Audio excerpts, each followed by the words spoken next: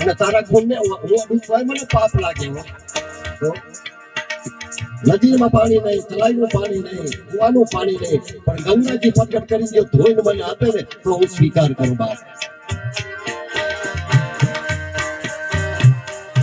રાજાએ કારણ કે સિદ્ધિના ભરેલા હતા બાપ. બહુ ભગતી કરી હતી, બહુ સિદ્ધિ પ્રાપ્ત કરી હતી.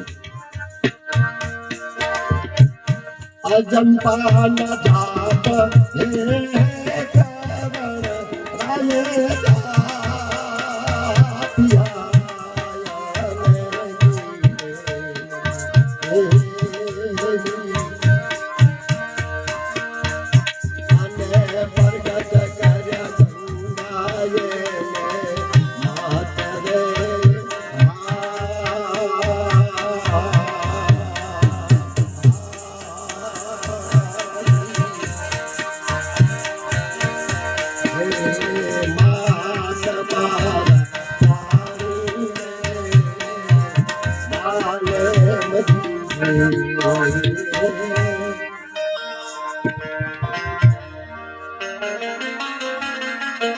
રુધિર ભરી લેખું અમે નહીં લઈએ. હે કરણ, ગંગાજી માં ધોઈને નાખ. તારી લોહી વાળી રેખું હું લઉં તો મને પાપ લાગે. હું બ્રાહ્મણ છું, તું ક્ષત્રિય છે. તે જેવા તેવા પાણીમાં નહીં, નદીમાં નહીં, દરિયામાં નહીં, કુવામાં નહીં, તળાવમાં નહીં. તારે ગંગાજી પ્રગટ કર અને એમાં પવિત્ર કરીને આપી તો સ્વીકાર કરો. આ જો ભક્તિ બાપા, દાનની ભક્તિ. લેવાજી હાલો મને આ રસ્તો પડે છે. કોણ જાણે ક્યાં એમાં કોણ સમય કોણ આવી જાય ખબર છે આપણને.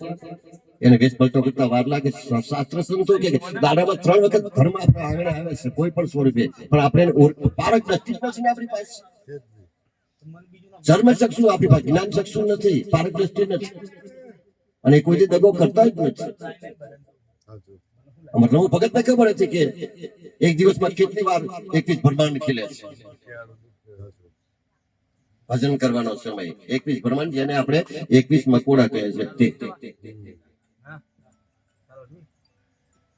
3 સેકન્ડ નું કરેલું ભજન 6 મહિનાની મૂડી થઈ જાય. જયારે સૂક્ષ્મ જાગે, સૂક્ષ્મ ક્યારે જાગે? નુરત અને સુરત. આ તમે 2-4 જણા આવો.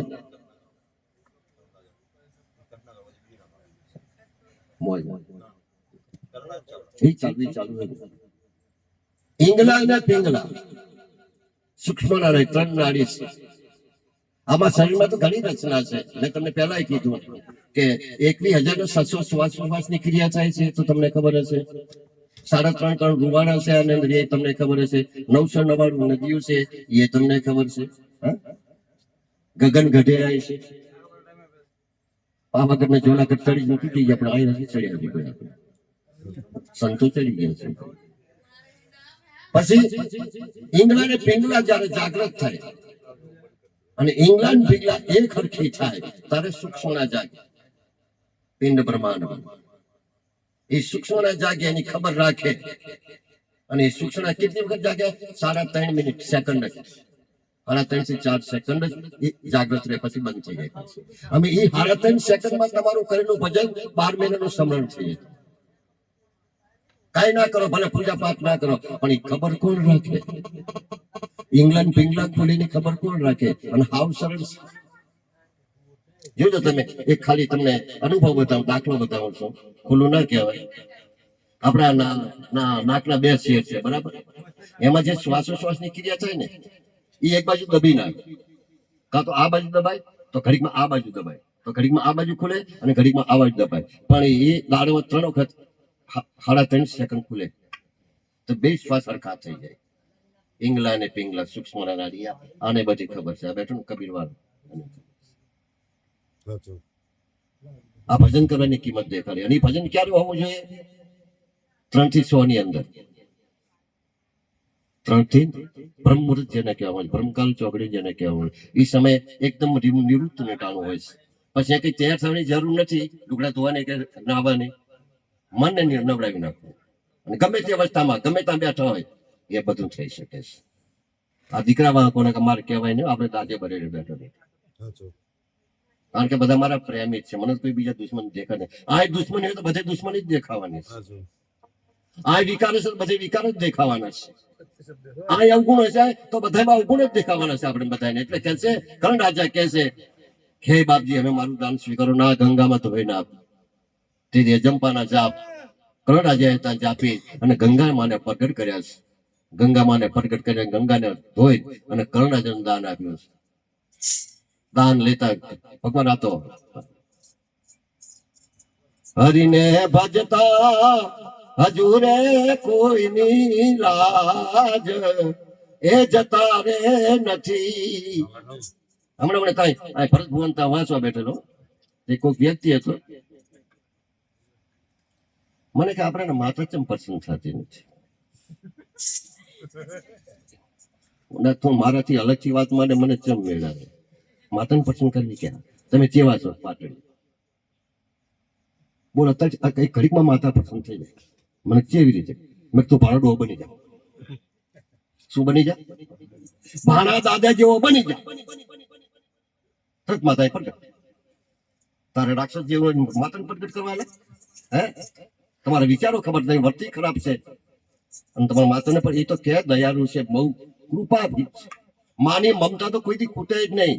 બધાની મમતા ખૂટે પણ માં જેવી જે મમતા અને માં જે પોતાના બાળકની ખબર રાખે ને એવું કોઈ ના રાખે. કારણ કે અંગરનારી છે. સાગર કહેવાય. સાગર ને ઓછી પડે. સાગર એની પાસે મા પાસે ઓછો પડે. બાપ હોઈ જાય ઘરમાં હોઈ જાય, પણ દીકરો કઈ બહાર જાય તો માં બારને જોઈને બેઠી હોય. ત્યારે મારો દીકરો આવે, ત્યારે આ એ જ તો આ બધા બાપ બીજા દુખાય જ છે. આપણે બધા એવા જ છીએ ભલામાં. પણ માં જેટલી ખબર સંતાનને પરવરિશ કરવામાં માં જેટલી ખબર કોઈ ના રાખ્યો. અને અત્યારે સંતાન મારા બેટા શેતાન થઈ ગયા. સંતાન શેતાન થઈ ગયા. કારણ કે એમાં ઘણા ખરો આપણે પણ ભાગ છે. આમાં સંતો તો એવું કે છે કે આપણા ઘરમાં જયારે બાળક સમજવા લાયક થાય ને ત્યારે આપણો વાણી અને વર્તનનું ધ્યાન રાખવું. કારણ કે આ કમ્પ્યુટર છે. તમારે ઘરમાં જેવો બોલ ચાલે છે એવું છોકરા માથે અસર પડવાની છે. સપી જવાનું છે. ભલે આટલું રહ્યું સપી જવાનું. ઓલો સુભદ્રાના પીઠમાં પડ્યો 100 કોઠા ભણી ગયો હતો અભિમાન્યો. તો એ તમે કરો પછી ના બધું મેં કમ્પ્લીટ થતું જાય. અડધું ત્યાંથી કમ્પ્લીટ થાય પછી બીજું બાર તારી મારી કરે પછી બધું કમ્પ્લીટ થઈ જાય. પછી બાપ કરે શેઠ તો બેઠો પછી મારા શું દાણા જોજો કરાવતા તું ભલે ગમે એમ જોજો. દાન લીધું છે કે ભગવાન રાજા અરે કે ભલે મને હું તો તને છેતરવા આવ્યો તો કે તો મને છેતરી ગયો કે બસ આખી જિંદગી તારી ભક્તિ કરે છે એમને ભાગ લાગતો નથી. ને મેં આ એક દાડાનું પણ શું છે કે મારે કે બીજું કઈ થતું નથી. ભગવાન પ્રસન્ન થયા છે, રાજી થઈ ગયા છે અને વચને માંગ રાજા માંગે તે આપું. બીજું કઈ નહીં બાપ. પણ કે આ શરીરને કુંવારી ધરતીમાં બાંધજો બસ. હલવી ગયા આ મારા શરીરને મારા દેહને કુંવારી ધરતીમાં નિસંસાર કરીશ. ભગવાન કે આયા તો ક્ષેત્રમાં પણ હું ક્ષેત્રાઈ ગયો. ચાલ ગોતું બહુ ધ્યાન દે. મારા તો વડીલો છે ને 2-4-5 જણ ખાસ કહું છું. અને મારા નાની ઉંમરના છોકરાને આ ભજન કીર્તન સત્સંગ તમારા માટે જ છે. તમારી ઉંમરમાં જો અમને આવું સાંભળવા મળ્યું હોત ને તમારી ઉંમરમાં તો અત્યારે કંઈક પામીને રોત સાહેબ. પણ તમારી ઉંમરમાં આવું કઈ હતું જ નહીં. હતું ને ભજન સત્સંગ કઈ જ નથી. આ ભજન હતા પણ ભજન તો સમજીએ જ નહીં. તબલા હારા વાગે પેટી હારી વાગે બસ બીજું કઈ હોય જ નહીં. ભજન ચા જાય છે શું કે છે તારે પેટ્યું નથી. રામસાગર મંજીરા હતા મારા બાપા પણ. અને ખરેખર ખારા પટોળ બહુ મોટી કૃપા છે એની ગેલા વખતની. જે ઘરે ઘરે ફરીને જે ભજન કર્યું જે ભક્તિ કરી છે ને બહુ મોજ આવે. આવા કોઈ આ છોકરા ગાતા શીખે ને મને બહુ આનંદ આવે, રાજી થયો છે. પરમાત્માને માંગણી કરું ભગવાન આવી સદબુદ્ધિ આપ. કારણ કે ભજન એક એવી વસ્તુ છે ને કરેલા કર્મ પણ બળી જાય છે. એક ઘડી આધ મેં પુનાદ તુલસી સંગત સાધકી કટે કોટી અપરાધ. કરોડો અપરાધ ગુના સાફ થઈ જાય છે. પણ ગાતા તો શીખો ભલે. હા તો નકરું અત્યારે નવું ગાતા શીખે. કુંવારી ધરતી બાંધજો કે છે આમ કઈ અર્જુન શરીર છોડી દેશે. ભગવાન હતા ખંભે રાખીને ફર કર્યા. ધ્યાન દેવાની વાત છે. અમુક તથ્ય ધ્યાન દેવાની. ને ભગવાન નજીક આમ ખાલી ધ્યાનમાં જોઈ લે ખબર ના પડે આ કુંવારી ધરતી ના જોઈ લો, કારણ કે બધી શક્તિ હતી, બધી વિધિ હતી, બધી સત્તા હતી, પરિપૂર્ણ હતા. અહીંયા પોતાની સત્તાનો ઉપયોગ પોતાના માટે નથી કરતા મહાપુરુષો. રામચંદ્ર ભગવાન 14 વર્ષ વનજ્યા, આદ્યા શક્તિ હારી નથી, ધરતીનો ધણી શેષ નાગ હારે નતો, પરમાત્મા રામચંદ્ર ભગવાન નતા. તો એ બધું દુઃખી વેઠવાની જરૂર હતી? ભૂખ્યા રહેવાનું, ભોંય કુવાનું, જાણો તો રખડી ખાવાનું, જોડા નહીં પહેરવાનું, ખાલી આમ આમ કેન્દ્ર બધું આવી જાય, આવી જાય ને. આટલી શક્તિ હતી. બહુ સમજો સાહેબ, જેટલું ગાયું એ જરૂરી નથી, જેટલું ખાધું એ પણ જરૂરી નથી, પણ જેટલું હજમ કર્યા છે એ જરૂરી છે. આમની પાસે બધી સત્તા હતી, કાંઈ પણ દુઃખ ના પામે, ખાલી ઈર્ષા કરીને પ્રગટ થઈ હતી ને સત્તા, પણ સતત કઈ કર્યું નહીં એમને. કારણ કે નિયતિના વચનને માન દઈને હાલ્યા છે, નિયતિના વચનને, કુદરતના વચનને માન દઈને હાલ્યા છે. પોતાનો સત્તાનો ઉપયોગ પોતાના માટે ના કર્યો, બીજા માટે કર્યો. બીજાના દુઃખ ભાંગવા માટે પોતાની સત્તાનો ઉપયોગ કર્યો. ને બધું કરી શકતા. 5 પાંડવો જુઓ, કેટલું દુઃખ વેઠ્યું, ને બધા ધર્મધરા હતા, દેવતાઓનો અવતાર હતો, છતાં પણ પોતાના માટે પોતાની સત્તાનો ઉપયોગ નથી કર્યો. બહુ જ ખાસ ધ્યાન દેજો વાત. ખંભે પઠારકું નાખીને રખડવા માંડ્યા ભગવાન. રખડતા રખડતા 100 મહિના વીતી ગયા બાપ. તારે સૂર્યપુત્રી તાપ્તીના કિનારે એક ઋષિ બેઠેલા. અમે ઋષિની ઉંમરની ધ્યાન દેજો. બગદાલમ ઋષિ થઈ ગયા, મહાન પુરુષ થઈ ગયા. પરમાત્માએ 108 વખત અવતાર લીધા. નારાયણે 108 વખત અવતાર લીધા. તો એથી જ તો એક જ જગ્યાએ બે રહેલો. બગદાલમ ઋષિ જેવા બહુ જીવ્યા, જેના આશરો ના બાજો રામ. 108 રામા અવતાર વહી ગયા, તો મોત થી ડર્યા રામ.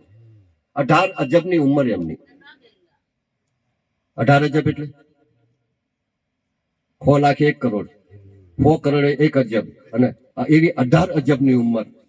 ધ્યાન દેના ઇસ બાત પર. તો એ મોત થી ડરે. કાલ મરી જાવ, નકામ બધું મારે વસાવું કે ત્રણ દાડા ની ખબર નહીં, જો પાકા ચડું કરીને બેસી ગયા, પાકા પાયા નાખી દીધું. આટલી ઉંમર છતાં પણ મોત થી ડર્યા. એક કટલું રાખે, ભજન કરવા બેસે, આ બાજુ દારૂ કે આ બાજુ રાખે, અને બેઠા બેઠા સ્મરણ કરે. માથે આવે માથે મૂકી દે, બેઠા બેઠા સ્મરણ કરે. આ બાજુ હાથ પડે, આ બાજુ મૂકી દે, બેઠા બેઠા સ્મરણ કરે. આવા ઋષિ જેને બગદાલમ ઋષિ જેવા પાસે કૃષ્ણ ભગવાન જઈને સાષ્ટાંગ પ્રણામ કરીને વચન માંગવાનું કે છે. બગદાલમ બાપા, તમે તો ત્રિલોકી નાથ છો, તમારે શું વચનની જરૂર છે? કે બધાને જરૂર પડે. આપણી સમાજમાં કે માટીને ખબર પડે, જરૂર પડશે. એટલે કોઈને નાનું નહીં સમજવાનું, બધા હારે પ્રેમ રાખવો કે જરૂર છે મારે, કે પણ શું કામ છે? કે બીજી વધારે નહીં, પણ એક પરોણાની આર ખૂચે. પરોણી માં તમે છોકરા નહીં સમજો છો ને? કોઈ સમજે ને? એટલે બળદને મારવા માટે આપણે એમાં પરોણા રાખે, અને એના આગળ એક ખીલી લગાડે. ખીલી એને જલ્દી હાલે વગાડવા માટે. આ પરોણાની આર ખૂચે એટલી મારે તમારી પાસે કુંવારી ધરતી જોઈએ. ઋષિ બહુ વિચાર કરો. કદાચ ત્રિલોકનો નાથ જો માંગણ થઈને મારા આંગણે આવ્યો હોય તો મારાથી મોટું કોણ? અને હું આપું તો જગતમાં તો મારું શું હું થવાનું છે?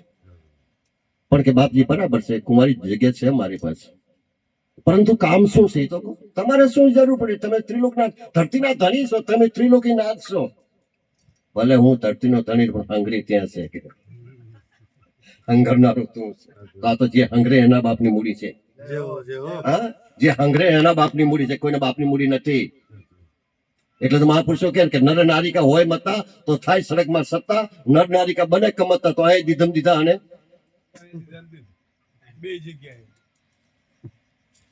એટલે બે માણા પ્રેમ થયો ને ભલા બૈરું કે બટાકાનું કામ, આદમી કે રેંગણાનું કામ, ચા મેળે જ આવે. આમાં પતિવર્તા ચાલે, પત્ની વર્તા નહીં, પતિવર્તા એ કે વર્તામાં જ નહીં આવડે, નકરા રખડતા. હવે નામ વાળો જો પેલું ગોઠું વાળવા માંડ્યા નામાં ચાલે છે.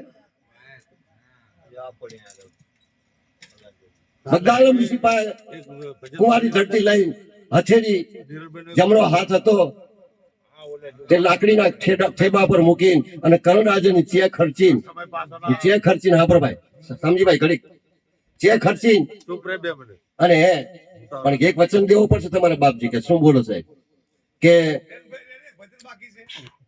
હજી તાર ગાવાનું મોરબા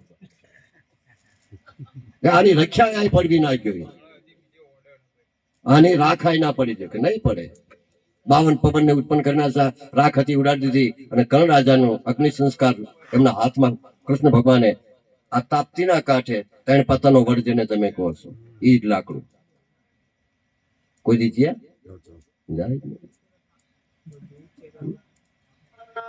ભગવાન જતા રહ્યા અર્જુન જતા અરે કર્ણ રાજા જતા રહ્યા સડકમાં જ્યાં ભગવાન આવે ભાઈ બાપા કે બીજી વાત તો ઠીક પણ મને ભૂખ બહુ લાગેલી કોણ કે કર્ણ રાજા કે છે કૃષ્ણ ભગવાન તે મને ખાવા આપો ને રહેવાતું નથી મોટામાં મોટું દુઃખ ભૂખ મોટામાં મોટું દુઃખ તો હાલો તમને દેખાડું તમે જે આપ્યું છે તમે 1 ગણું આપ્યું તમે 10 આપ્યા મેં 1000 ભેરા કરીને જમા કરીને વેચા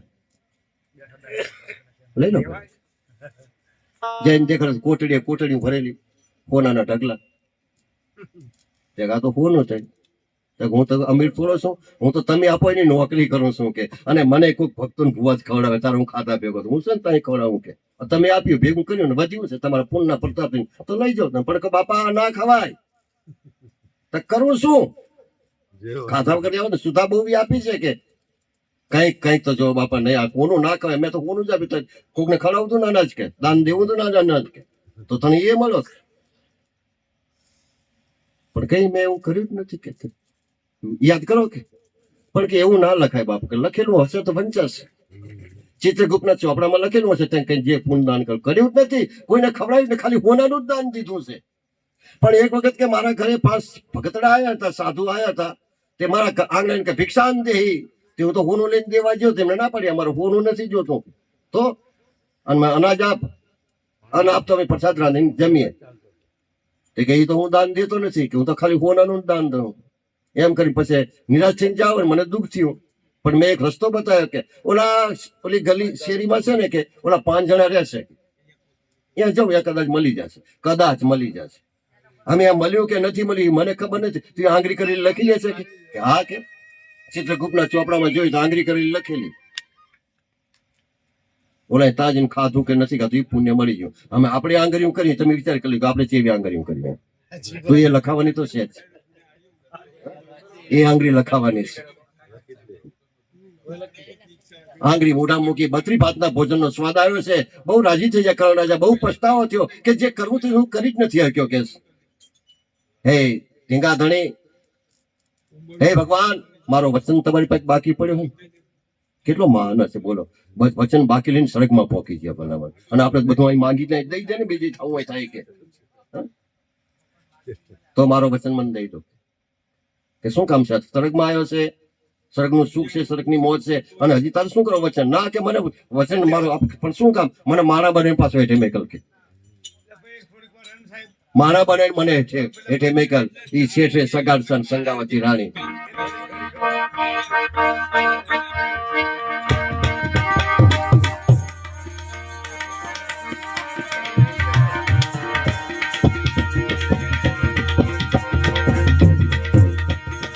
રામ તમે જોજો રે પૂના કેરા પાર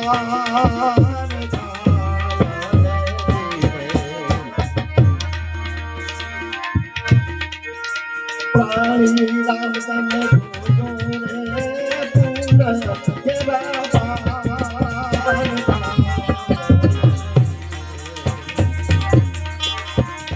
અને જના પુણ્ય વિદ્યા સતીનો